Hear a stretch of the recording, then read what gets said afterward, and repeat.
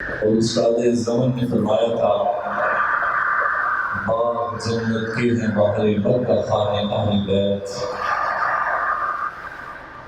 باغ جنت کے ہیں باہر برکہ خانے اہل بیت، تم کو مژدہ نار کا دشمنان اہل بیت۔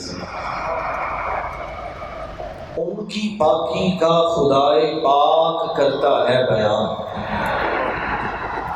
ان کی پاکی کا خدائے پاک کرتا ہے بیان، آیہ تطہیر سے ظاہر ہے شان اہل بیت۔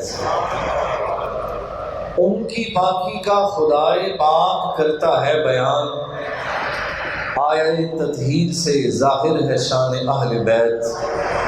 اپنا سودا بیچ کر بازار سونا کر گئے، اپنا سودا بیچ کر بازار سونا کر گئے، کون سی بستی بسائی تاجران اہل بیت۔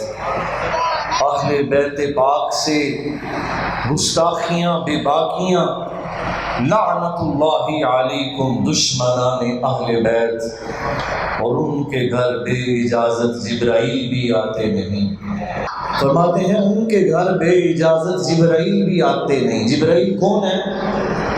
اس کو بھیجنے والا کون ہوتا ہے اور وہ کس جگہ آتے ہیں؟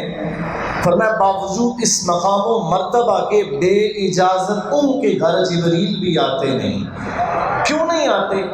قدر والے جانتے ہیں قدر و شان اہل بیت۔ فرمایا ہر بندے کو نہیں پتا اہل بیت کا مقام و مرتبہ کیا ہے، قدر والے ہیں وہ، جو قدر والے ہیں وہ جانتے ہیں کہ رب نے حضور کی اہل بیت کو مرتبہ کتنا عطا فرمایا ہے۔ بے ادب گستاخ فرقے کو بتا دے اے حسن، یوں بیان کرتے ہیں سنی داستان اہل بیت۔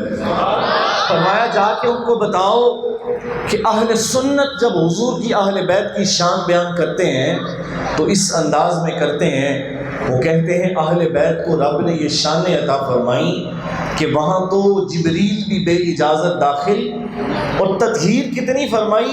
اعلیٰ حضرت رحمۃ اللہ تعالیٰ علیہ سے پوچھئے تو اعلیٰ حضرت تو اس خاندان کی تطہیر کو یوں بیان فرماتے ہیں، فرماتے ہیں تیری نسل پاک میں ہے،